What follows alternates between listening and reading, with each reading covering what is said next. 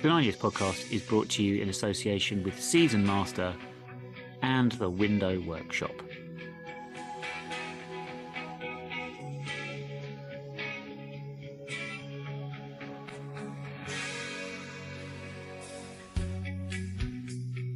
All right, everybody, and welcome to the latest edition of the 9 Years podcast. I am Nick Draper. I am joined, as always, by the face of the BBC Sport website, Mr. Stuart Deacons.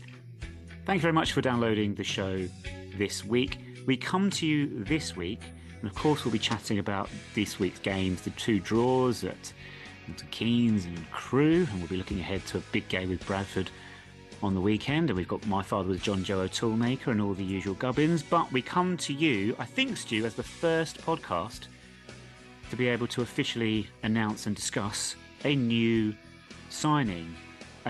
Osman Foyo is the name. 20-year-old forward from Ipswich Town, a permanent signing, 2.5-year contract. I have no idea about this player whatsoever. Can you shed any light on him for me? Well, yeah. Firstly, it's so nice for the club to wait and announce it just before we start recording. Thank you very much to the people at the club that we love. I'm sure they didn't do that, but yeah, it's always good that they might have done that for us. It was rumoured a little while ago, a few weeks ago, that there was a number of clubs after him, and it looked like it was going to be a loan deal. It looks like obviously Ipswich are. You can look at Ipswich and probably thinking they're obviously a lot higher. They're Premier League, potentially Championship if they don't stay up. Probably offloading him rather than keeping him because their levels of what players they need are probably a bit higher. But yeah, right winger was on loan in a few loan deals. I think he's been out to last one was Chelmsford, scored 12 in 21 games at the National League South, which is a decent enough level. Only 2 levels below us, so he's certainly the player that we should be going for. And again, another bit of business from Craig Cope in terms of not if we just got a loan deal, we've actually managed to get him on a permanent, which makes it 20 years old and best years. And the funny thing is, he won't look out of place, will he? When you've looked at Josh Nervilles and Isaac Ogundeer, we forget how young they still are. So brings the average age down a little bit again. And we will talk about this more in a minute, but just in terms of options, in terms of the size of the squad, it's just more and more options, isn't it, for us in attacking positions? And all of a sudden you look at players coming back from injury as well, like Miles Hippolyte's been back in the squad this week, and you suddenly go, okay, we've still got Maycock to come back in as well, don't forget. So just adding numbers will need strength and depth for a sort of really busy time from here to the end of the season when every game is a big game now in this division because things are so tight at the top of the table. Does this, Marcus Brown obviously already with us, does this conclude our January business, do you think? Well, judging it's the 30th of January. You'd think so. You'd think, I don't think, hey, look, touch wood, nothing's gone out the other end of it. That sounded wrong, didn't it? Nothing's gone, nothing's gone out. It's because you've been avoiding those smash mango curries. Yeah.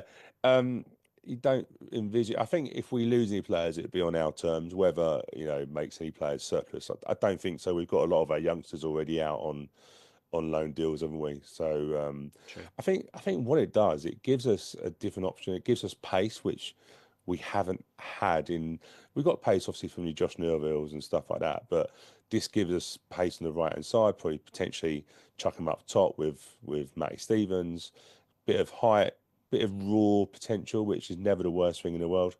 So if you look at it with players we've lost in terms of Maycock and Hippolyte, we have the goals scored has reduced naturally, even though we're so tight at the back. So I think getting extra goals, and obviously we discussed Crewe, but Marcus Brown looks a player.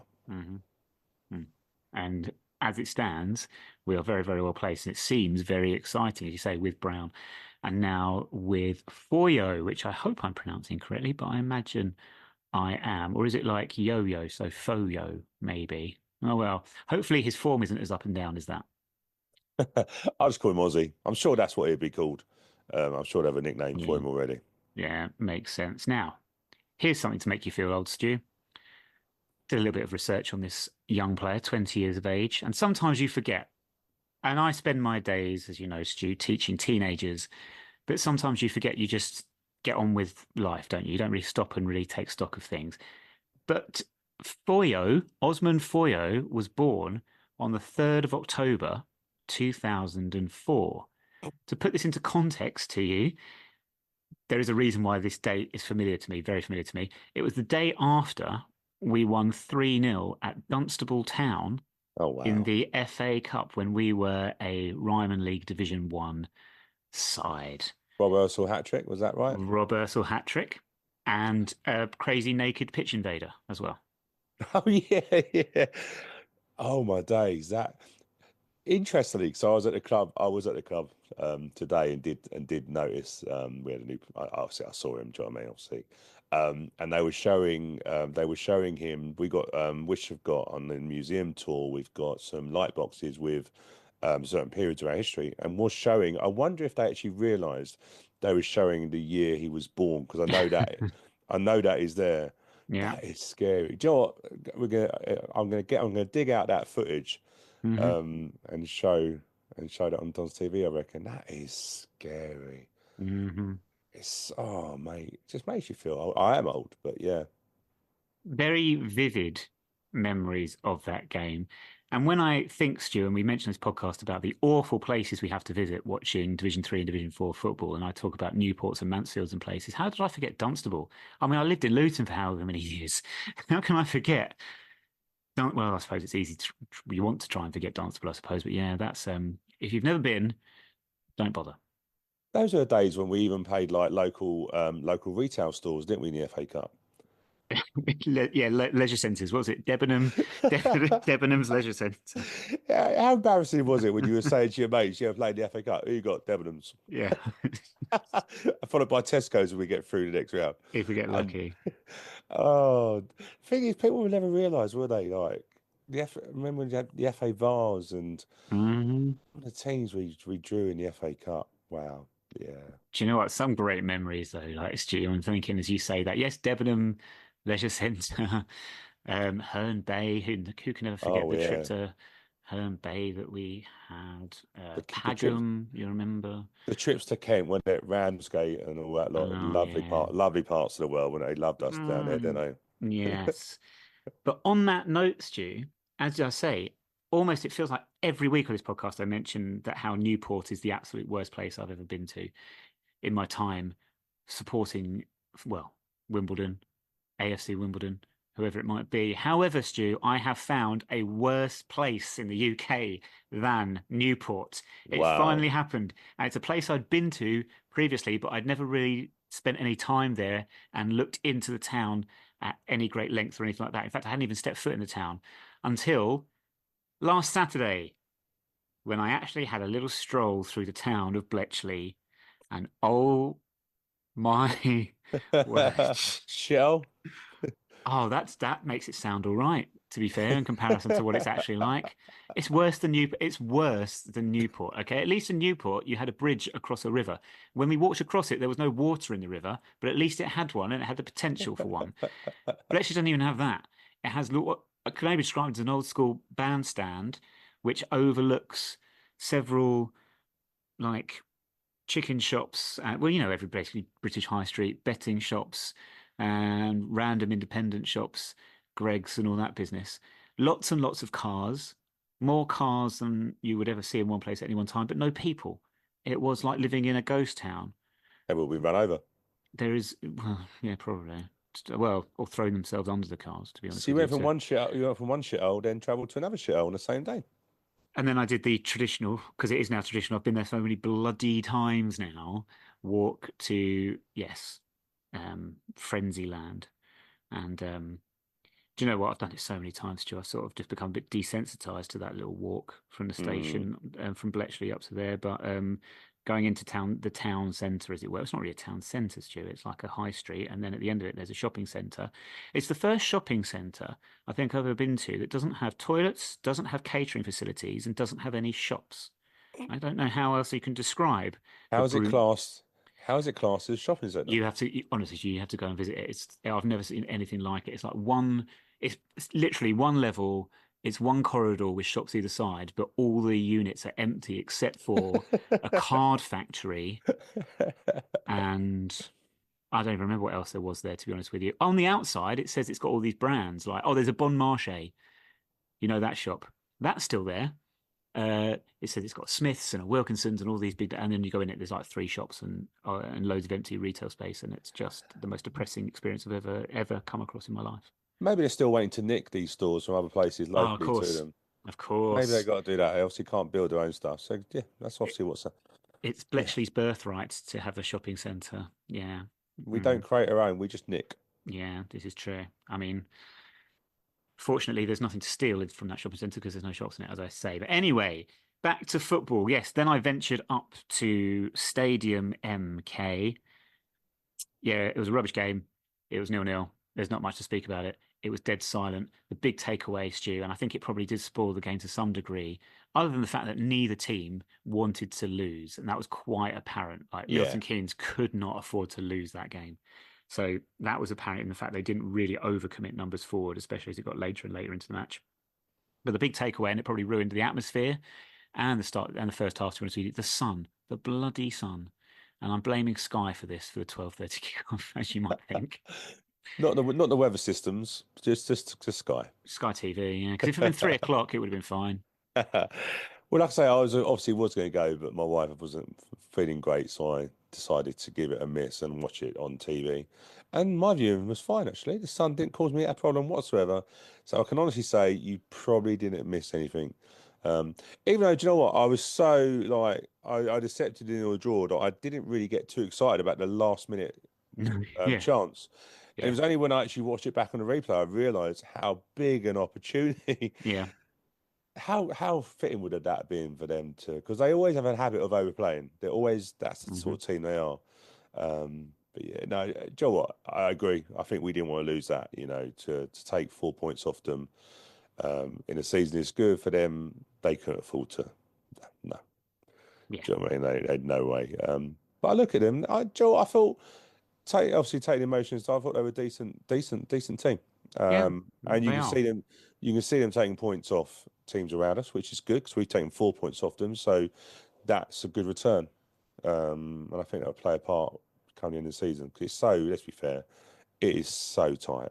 Yeah, Um, no one's going to really get away from anybody, and we're all sort of doing their best to come and join us all and get back involved in the mix up. yeah. You do start just to. I know it's only 2 games, but 2 games without a goal, having lost their top goal scorer, and you start to think maybe a Yeah. little bit squeaky bum time, and they could get involved in the mix as well. But I still have this nightmare, Stu, of Milton Keynes because, as you say, they are a good team. They have got quality individuals. We saw last season Scott Lindsay with Crawley went on a great run second half of the season, got them into the playoffs and then up. Don't forget Doncaster and the crazy run that they went on second half of the season. It can happen. Milton Keynes have got the ability to do it.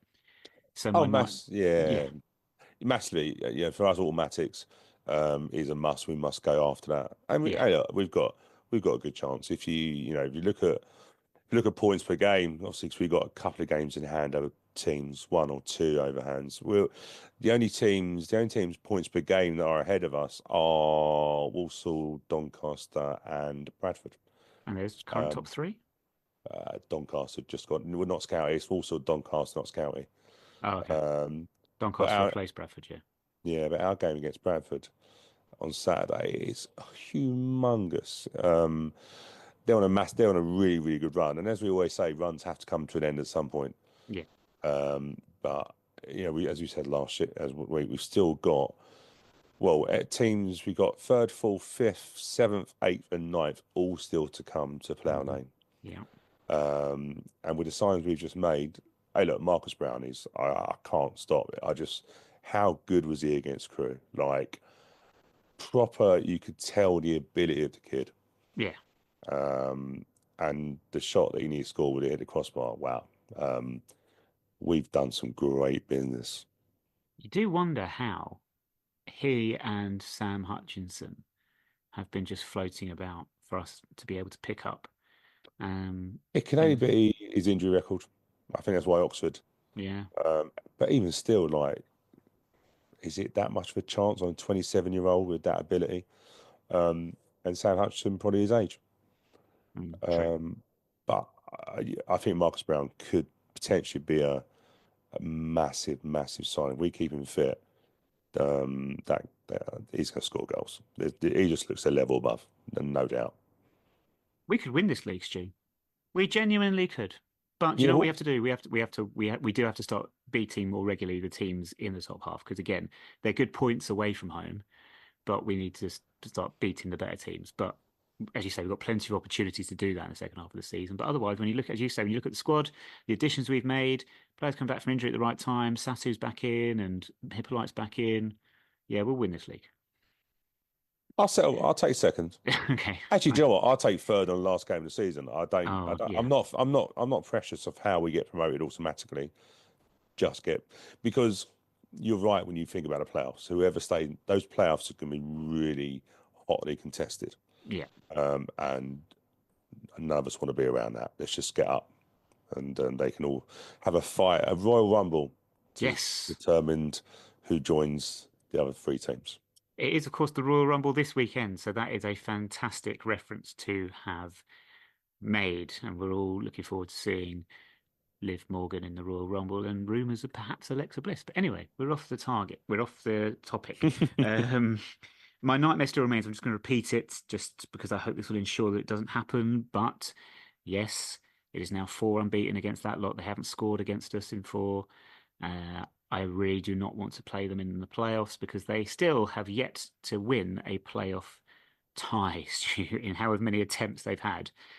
They've never won a playoff game, or at least across two legs, they've never gone through to the final. So don't let it be us that they break that duck against. But as I say, the sun was a bit of a nuisance. It made us swap ends, so we were attacking our fans in the first half as opposed to the second. And ironically, as you say, the best chance we had, in fact, the only chance we had second half came with basically the last kick of the game from them overplaying and playing a crazy ball across their own 6 yard box. We couldn't quite capitalise, but as we said, we'd all taken a 0-0 beforehand. Would we have all taken a 1-1 draw at Crewe beforehand? I think so, to be honest with you. Crewe, we've won once in 11 now against them, not one at Gretzey Road since 2001, so therefore not in the guise of AFC Wimbledon. So it's a tough place for us to go. So we'll take a point away from home, especially going 1-0 down so early. Yeah, rubbish goal for us. That's not a sort of goal we normally concede. No, strange one for us too, yeah. Yeah, hey, look, I think it's a terrible goal. Don't get me wrong, 30 minutes into the game, I was taking a 1-1 draw all day long. Mm. But obviously getting that goal just for half time, great goal from Josh Nerville, fourth for the season. And starting, I think, do you know what, I think starting to understand the role and what he can do in that. And it's funny, isn't it? Because like you see that their defender backed off, but we did overload that side quite a lot in that first half. Mhm. And it sort of it wasn't just luck that we got ourselves in that position. It was a constant overloading, and in the end, their fullbacks just retreated because of the Yeah. threat that we kept posing over there. So I think what I mean by that, I think Josh Nerville sometimes is probably understanding that tactically we've got to get them to retreat, get them to understand the threat, and then you get more joy. But we definitely identified that area, and the second half, their their manager, I watched their interview, and he was honest enough and said we stayed in the game, we got something out of it. He looked, he understood that they were fortunate to get anything from that game. And when you think that when they lost against Accrington last week, that was only their second defeat of the season at home, first since August. Yeah, wow. Okay. So they're no mugs. No, They're no, no no. mugs at home. So I think from my point of view, disappointing to not get the win, but pleasing to think that we've got them to come to our place in 2 weeks. Yeah. And I think that's a real winnable game now. Yeah, it's going to be Um, fascinating to see how they approach that as well, with what you say there about their manager in the second half. yeah, because you're right, games back to back, sometimes always dodgy, aren't they? But I don't think they'll be looking forward to that game at all. And it's something that we surely will go into thinking, do you know what, we should have won the game up there. Let's go and really, and that's one of our games against the teams in and around us. And The teams around us, Stu. The teams around us. Yeah. in and around us. Yes, No, not in and around us. Not it in and sounds around it us. sounds better, doesn't it? But if you look at stats, no defeat in six now. If Yes. you're going to put runs together, don't lose. Don't lo Not losing becomes a good habit. And no defeat in five at home. So Yeah, the stats look good. And like I say, we've got players coming back from fitness. Joe Lewis, hopefully he didn't injure. I'm praying he didn't injure himself with that great tackle at the end. Do you know what? I grimace because unfortunately, Mm, since signing for us, injuries have been a problem for Joe. yeah, I think it's growing pains, like the size of his legs. How old is he? I don't know. He 27? looked, but you know what? No, he's not that old. I think he's 24. I think. I'm going to look it up. But can I just say, right, Joe is looking older all the time at the moment. Like, I don't know, the moustache, he just looks old, but he looks like an old warrior as a centre half. Um, but you know what? As a centre half, the crew fans and that were basically saying that he's probably the best defender they come up against all season. He was colossal. Um, and do you know what was really interesting? When you play, and I don't know what we're going to do, when we play Hutchison in there, Mm. we naturally drop a little bit Yeah, because we because the don't have a pace. pace in behind. But you probably noticed on Tuesday night, we were able to play such a high line. And that means that Johnson and Joe Lewis are going to win headers all day long. Yeah, That's one thing I noticed. It's one thing we've been missing, the high line, because as Joe Lewis showed when he recovered, when he got in behind him, he's got the pace to get in. yeah. And we've That seen it several times from him as well, and to be that's going fair. to be massive for us because the higher line for us means we're going to be even better going forward because the distances.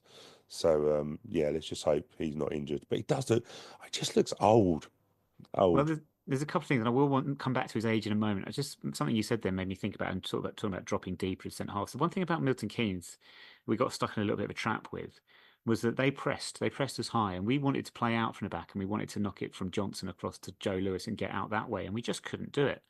And I'm not sure at Crew, were Crew not pressing us as high, or were we just a little bit further up starting positions because Hutchinson wasn't playing? I think our line was higher. I think our line was higher, and Hutchinson actually will drop. It's one thing I've noticed and this is where the interesting thing is now. What do you do? Because ideally, I think Joe Lewis is our best defender. Hmm. And allows us to play higher pitch. I think him and Johnson have a really good understanding when they do that as well. And I think Ogundeer. I don't know whether Hutchinson could play right centre back. I'm not sure. But then Mm. equally, does he go? Does he threaten Jake Reeves or Ali Smith in midfield? And you want to find a place for Hutchinson. Yeah, yeah, it's the Um, experience. Yeah, and an interesting dilemma of how you play it. And then you've got Marcus Brown now can play wide of a left, where Josh Kelly was playing well in there, and before then Hippolyte was playing well in there. yeah. So lots of problems, great problems. Mm. Like Tuesday, how great was it to be able to bring on subs of the caliber that we brought on? It was just, they're going to be massive for us. So Johnny's got a lot of problems, but good problems. Just as an aside, do you reckon we're still 14th in the budget table? Well, I always think if you look at the budget table pre-January window and post-January window, I don't know. I think it might Yeah, look a little bit different, to be fair. yeah, but do you know what? Teams have spent quite a lot around us. Like if you look True. at Carlisle, spent like 10. Carlisle, I don't think they spent in terms of transfer fees, but Carlisle brought in a whole new 11 Yeah, players. yeah. So I know we're doing a bit of business. I think we're probably keeping up with them. But are we 14th? No, but I don't think we're much above 10th. I wouldn't say we're much above 10th. No, no. But I think we're a little bit. I think we've had a little bit more investment than perhaps we thought we did previously. But anyway, Joe Lewis's age. Don't do what I did, listeners, and type Joe Lewis into Google to find out his age because it's going to bring you up Joe Lewis, British businessman and investor, and he looks ancient, and he is in fact 87. He's not old, no. So I don't think that's the right Joe Lewis, to be honest with you. Should I type in Joe Lewis Wimbledon? That might be a better idea, Nick. Joe And Lewis, legend. he is 25/26. Okay, he's got older. Well, of course he's So got older. yes, That happens in life. yes, the linear nature of time. But yeah, there we go. So options, as you've mentioned there, the squad options we've got, just because we've seen an example of this over the last couple of days, haven't we? Aaron Sassu, Matt Stevens, and Marcus Brown were the front three on Tuesday night. So Omar Bugle got a rest, Josh Kelly got a rest. Sam Hutchinson wasn't even in the squad on Tuesday, but We Yeah. don't know exactly what that was about, but see what happens on That Saturday. might have just been rested. I I think think it's probably just rest, yeah. this is what we're going to have. I think where we before we saw players not in the squad, we're going to either got an injury. I don't think that's the case. I think we just don't have enough. We need more places on the bench. No, don't get me started. Just waving a red flag to a ball, aren't you? And then James Furlong as well. He got a rare start on Tuesday night, so giving James Tilley a rest as well. So Yeah. it does show you the options. We have got one win in 11 versus Crew, like I said to you. Who was the manager that got us that win? You said it was back in 2000 and it was back in the No, championship so days. no. So the last, sorry, yeah. So the last time we won at Gretzey Road was in 2001, but Yeah. we have beaten Crew once at home Okay. as AFC Wimbledon. Who was the manager? I'm going to go for Terry Brown. It wasn't Terry Brown. Probably a random one. See, Neil Hardy sounds too obvious. Nope, not Neil Ardley. Oh, Simon Bassi. Nope. Who else we got? Shall I tell you? Yeah, It was Mark Robinson. of course it would have been. I need to no, it wasn't. I think it might have been the last time he won at Plough Lane as Wimbledon manager as well. I need to check that one. In the league, certainly it would have been, I Yeah. think. The year we got relegated. And Crew also got relegated. We beat them 3-2. And Ollie Palmer, I think, got may have got the winner there. But And it mad, by the way, Ollie Palmer, like getting into that Wrexham team regularly, yeah. playing so well. You just sit there and think, if it wasn't for Wrexham nicking all that money, that we'd have had a really good, we talk about January windows. That was a Yeah. massive loss in that January window, wasn't it? Oh god, yeah. And you just see the caliber of the player because he's literally, holding his own in the top of League One. Yeah. Yeah. Indeed. So there we go. Just going to quickly just get the league table up, Stu, so I can just confirm how things stand because we said it is so tight at the top of the division. Walsall have lost their last two without scoring, and that's made I think a few teams sit up and go, maybe they're not out of sight just yet. But as it stands, they are still 9 points clear, which is still considerable, and they have got the best goal difference in the league by a mile. But behind them, we have the second best goal difference in the division, and we still have the best defence. We sit in sixth as it stands, but we have played fewer games than anyone else in the promotion picture. So it is looking handy for us. As you said, Walsall, Doncaster, Notts County top three. Currently, Bradford and Crewe sit above us, Port Vale in seventh. And Salford, as you said, Stu, as I said a few months ago, I said Salford will be in the mix. They are going to be right up there. They put themselves up into second at one point, and then, as you said, they got smashed at Man City, and that can really knock your confidence. And they've not won since, and have fallen out of the playoffs. So I still don't rule Chesterfield out, and as we said, Milton Keynes. I don't think Grimsby have got enough about them to get in there. No, and obviously, fixture-wise on Saturday, Walsall play at home to Salford. So that's an interesting. Both teams low on confidence, so that will be an interesting one how it goes. Do you know what's interesting? When you look at defensively, yeah, we are still top. We actually Salford City are the team next. Well, sorry, Salford and Crewe. We've conceded 20. Salford and Crewe have conceded 24. Um, goals against record is really good. And bearing in mind, Crewe are hanging on Tuesday, and yet don't concede much like us. Yeah. But I think if you watch both of those teams, you'd have said we're the strongest defensive team by miles out of them two teams. I know it's one game, but again, gives you a bit of an idea. What makes me laugh is Notts County are fourth with 27 goals against. That they've really obviously they've cheated. They've got Alex Bass. Well, yes, but I think they've managed to cut out all the errors, not all the errors, but a lot of the errors that were costing them so much last season by, as you said earlier, overplaying. Yeah, and they come to us very soon. Yeah, it's exciting. It's exciting, but it's also like I've never looked at league tables so many times. Well, Which normally is we try and avoid it because it's not true. worth looking at. It's not very attractive to us. But Very true. But yeah, no, it should be interesting. Should be interesting. 11 clean sheets in the league this season for us. We have failed to score in 8 of our games as well, though. So we're just be mindful of that statistic. Right. What else we want to talk about this week, Stu? I referenced it very quickly earlier. TV, 12:30 kickoffs for no reason. And we've got to suffer another one of these in a couple of weeks when Salford, of all teams, of course, come and Carl Robinson returns. big fan of ours is Mr. Robinson. But I am. You know, I'm not screaming. I'm not yelling at a cloud, but I am yelling in the wind, really, because TV is not gonna. The genie's not gonna go in the bottle, and the toothpaste's not gonna go back in the toothpaste tub, toothpaste tube. It's not going to happen, to use all those cliches. However, there was an article and this was before Christmas, but obviously we had a bit of a break. We had a hiatus for a bit, and it was in When Saturday Comes, all right? And Mm. it summed up my feelings perfectly. So I just wanted to reference it quickly. And if you manage, I'm sure you'll be able to still get a hold of a copy if you try. It's the January 2025 issue.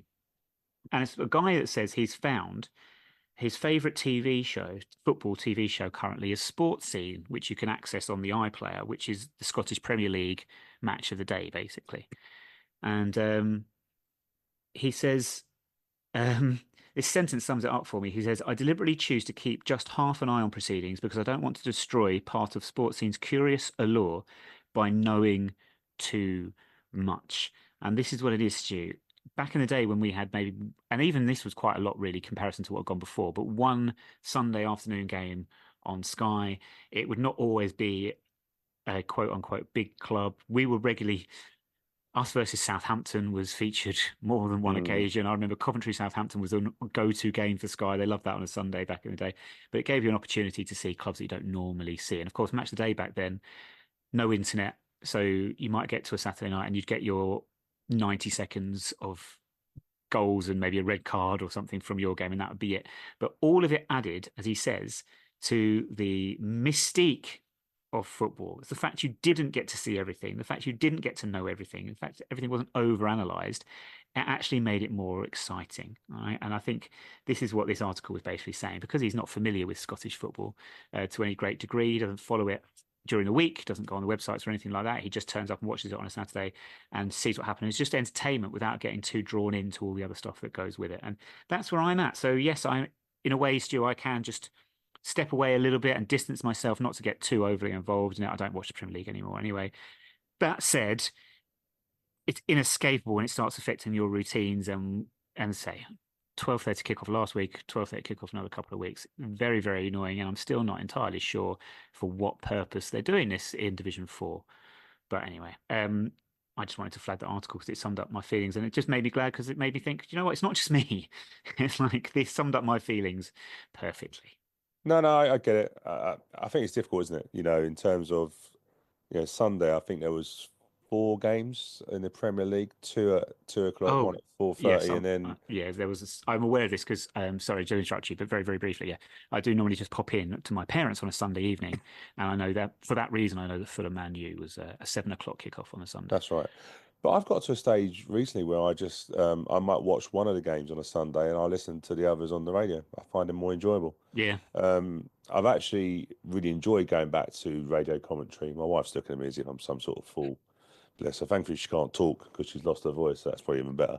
Um, but I've actually started to enjoy the radio again because I just feel like, not I've lost the excitement, but radio always it has to build a picture up in your mind of what the game is. yeah, Um, and I'm actually finding I'm enjoying that more, even though I've got the option of watching it on the TV. Otherwise, you're just watching too many games. mhm. The 12:30 kickoff is really interesting. Like, I'm now finding there's too many games on at 12:30, and I'm getting confused what game to watch. Right, which I know is a really silly problem. But I think on Saturday, I think France. Obviously, I watched the Wimbledon game on. If we're a Yeah, 12:30 game, there's no doubt I'll watch that. But I think the other week there was, I think, 7 or 8 fixtures at 12:30. yeah, yeah, yeah. Across Um, all the leagues, yeah, and I started looking at later scores, and I was like, right, oh, one second, I'll turn that over. Then I turned that over, and I was like, oh, I'm not watching any of the games. I'm just watching. yeah, It's like goal highlights. It's it's a weird one. I love our football. I like the fact we can see more uh, of our league, so that's beneficial. But yeah, the 12:30 kickoffs have started becoming a bit of a norm. Obviously, a 12:31 against Salford is a bit of a problem because, well, not a problem, a bit of a pain because, as part of Wish, we'd organised the international weekend where fans are coming over, and of course, 12:30 makes it all a bit more difficult to try and do a tour in the mornings, and yeah. It gets very congested, and yeah, and but the flip side to it is when I'm trying to balance it when the game's finished. we can then go up to the bar probably at a decent time, stay a bit later, and watch the football. It's a weird one, isn't it? But I get it. Do you know what I mean? I get it in terms of mucking up. In terms of why is Sky doing it, because they paid whatever money they did for 1,000 games, Yeah, but how? and I had to show. I think my wife's watched more games this season than she has in probably a whole time sport Wimbledon. We're always on TV. We have been on quite a few times, to be fair, this year. Like Yeah. I Well, with think the they, midweeks now, the rules on the midweek yeah, fixtures. Yeah. I think they said that you would see your team at least 20 times a season, right? Yeah, it's mad, I isn't it? think we're not far off it already. That's just crazy, though, Stu, because I'm just If you thinking back. include cup games and the Of Carabao course, Cup yeah. and The FA Cup, the yeah. virtual cup now that it's called. Is that on Uh, TV? well, no, it's the Bristol Street Trophy, wasn't it? When we were Yeah, in it's it, and now, then when yeah. we got knocked out, it changed to the Virtue. So Ironically. yeah, but we must be close to that 20 games. And if we get to the playoffs, which we don't want to, of course. But it's another, yeah. Yeah, it's another few games on top of it. It's just mad, though, Stu, when I think about it. Like, we're talking Division 4 football. And again, back down memory lane to when I first started going to watch football matches. We were Premier League. Fulham were Division, what was then known as Division 2, so third tier.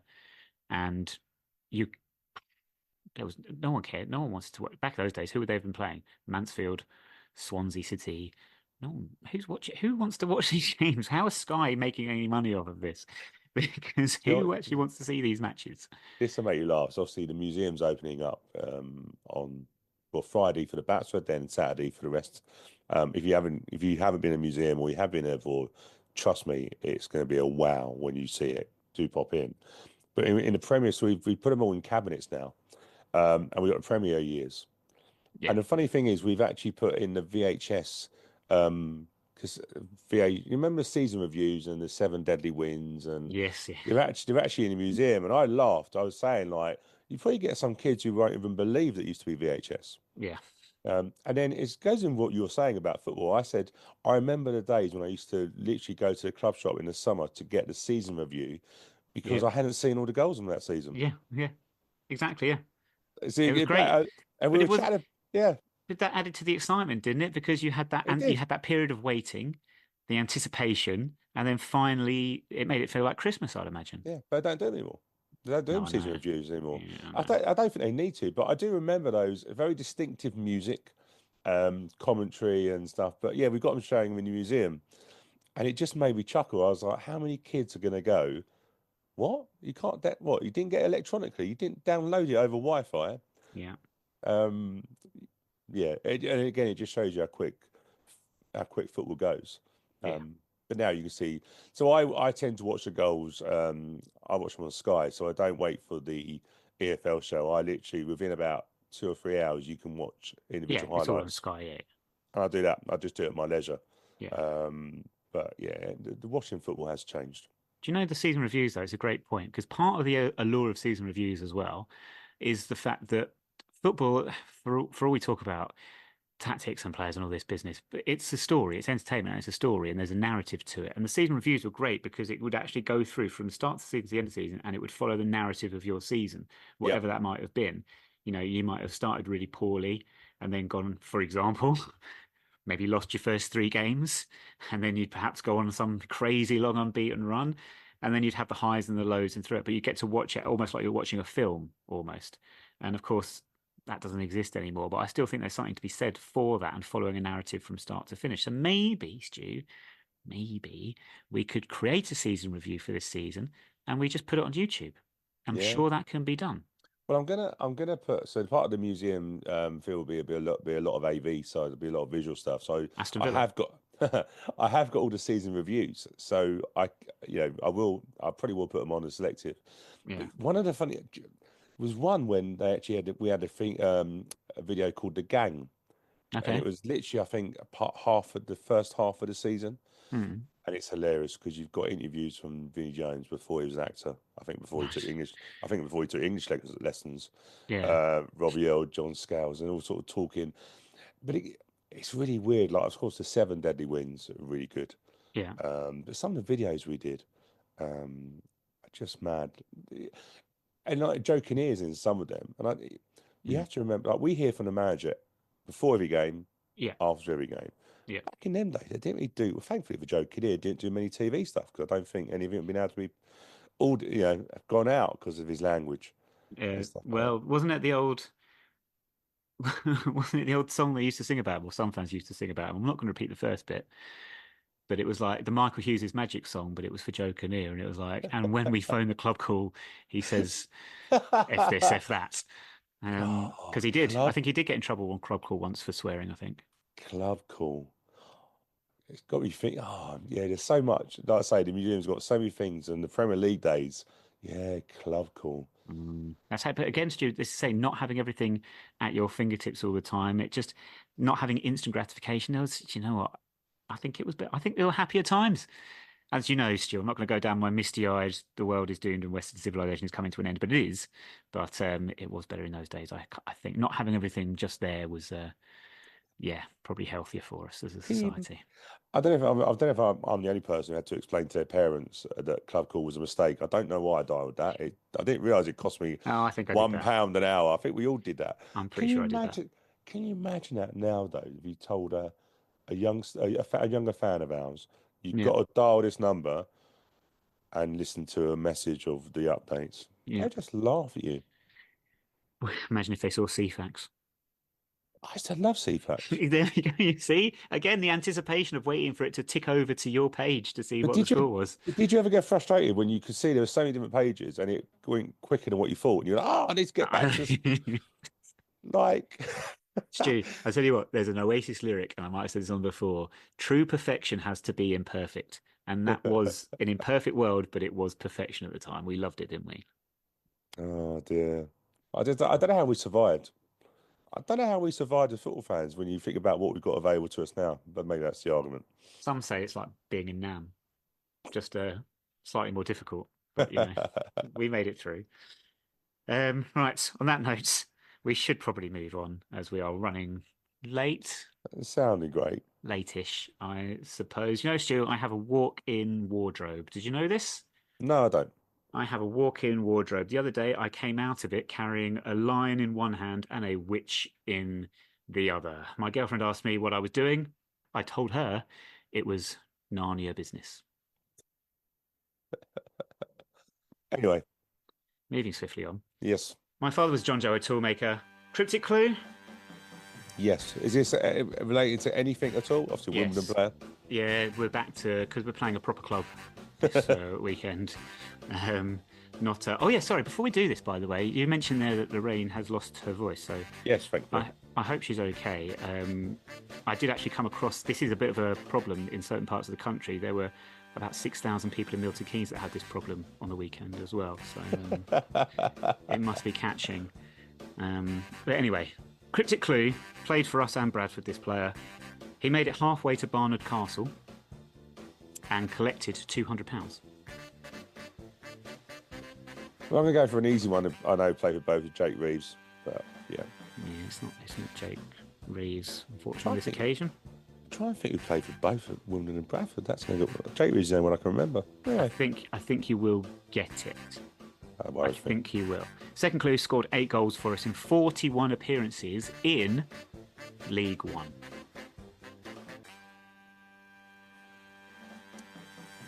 Didn't Don Polion go there as well? What are you saying to me, Stu? Mr. Polion. Well done. Dominic Polion. And the only reason I know that, Go on. or remember that, is because Jake Reeves and Dom shared a place in Leeds because we interviewed him on the podcast. There you go. Yeah, you It's see? the only reason I remember that he went there. As soon as you said Jake Reeves, and then as soon I thought, oh no, I'm going to say League One in a second, so you're definitely going to get it. So well done. The third clue was he joined from Oldham and he went on to play for Crawley, Newport, and Ebbsfleet. I think you would have got it from those if you didn't get it from the second clue. The cryptic clue, right? He made it halfway to Barnard Castle. Can you remember who famously travelled to Barnard Castle? I can't remember his name. Dominic Cummings. Yeah, Dominic Cummings. So halfway, Dominic. Collected £200. Where do you collect £200? Where do you pass to collect £200? Go. Polion Go. Do you remember those days? Yes. I remember when Polion signed and we all thought, wow, we've got a player here. Yeah. And then just went. Well, he did score a fantastic goal at the greatest away game ever. For Charlton Athletic. Oh dear, yeah. He did score some great goals for us, you know. Not just that one. I think he scored a winner away at Scunthorpe, maybe, or at least an equaliser, maybe. he did. Chesterfield, his first goal for us was actually, his first goal in the league. I think he scored in that B Team trophy, but was against Chesterfield, and that was our first win in the third tier. So I think he's a classic example of attitude for players. I think it is. I mean, it just it's a shows great you. chat. Yeah, You know, he went from us to Bletchley. Not so many, not in so many journey, but yeah, it just shows you, doesn't it? You can have the world at your feet, and if you don't, yeah. you know how I talk about horrendous places in the UK. I might have mentioned this one. He went from Oldham and then Crawley, Newport, Ebbsfleet. I don't think I need to add anything to that. Can I just say something, by the way, as well? Matthew Cox has gone to Crawley on loan. I've seen this, yes, Matt Cox. And Yeah. we obviously have a habit of, and I think it shows right where teams buy players for potential, and not every player has potential or lives up to their potential. Mm-hmm. And Matthew Cox going to Crawley is an interesting one. Obviously, you look at Will Mannion and players like that. True. It's the argument, isn't it, of going, should we keep older keepers because they may progress into our first team, or actually is it better selling them? I think what we do is really good. Mm-hmm. Just random, but No, enjoy you're your, right. obviously enjoy your stay at Crawley, Matthew Cox. You will enjoy it immensely away from home. Yes. Yeah. I'll move on at this moment. I'll explain why after we stop recording. Bradford on Saturday. So, Stu, we are unbeaten in 6 in the league now. Yeah. Of which 3 have been draws. Bradford are also unbeaten in 6, of which they've had 5 wins. Graham Alexander is their manager. We know who he used to manage. So a good couple of home games coming up against said types of manager. Andy Cook, their top goal scorer, still scoring goals at this level, 12 goals so far this season in the league. Sam Walker makes a return to Wimbledon in goal. Yeah, Andy Cook's injured, by the way, which is good news. Oh, is he? Actually, that's really unfair, Stu. That's not good news because he's out for the rest of the season. Is he really? How has Yes. this passed me by? When did this happen? It's after he scored his last goal. He scored a cracking goal at home, about 25 yards, injured out for the season. They brought in Michael Mellon, who was that's right, yeah. at Morecambe.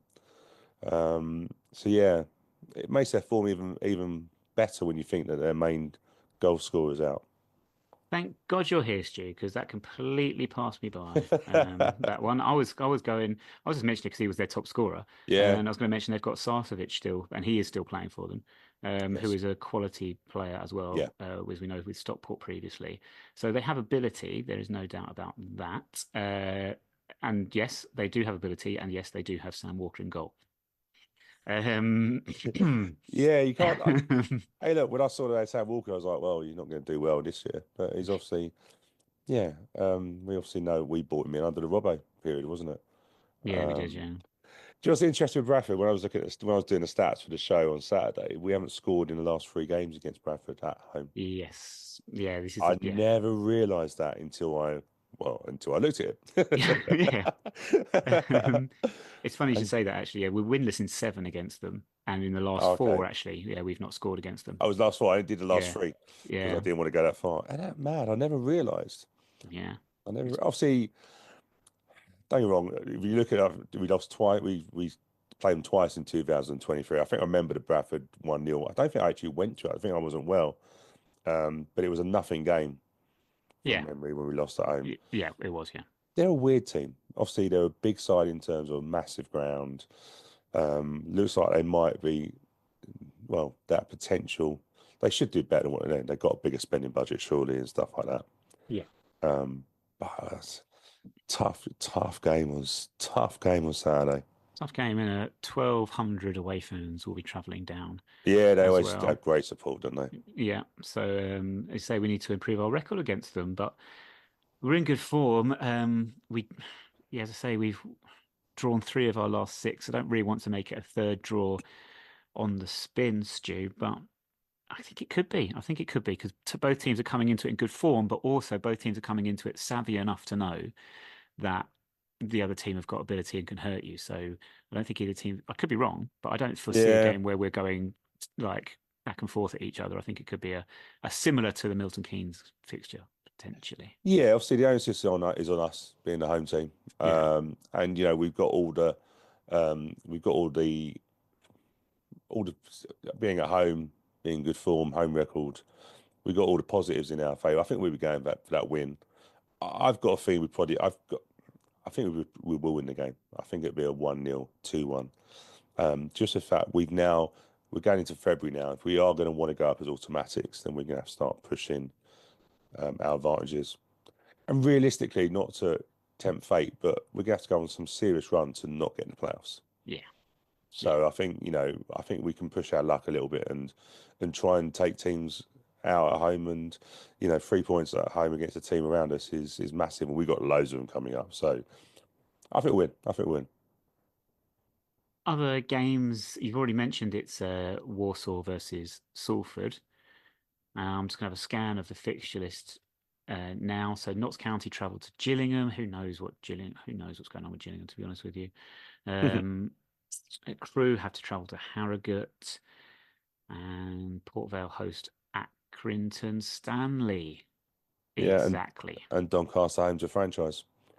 Oh, I skipped straight by. Try to avoid them. Yeah. There's loads, Gillingham, Notts County.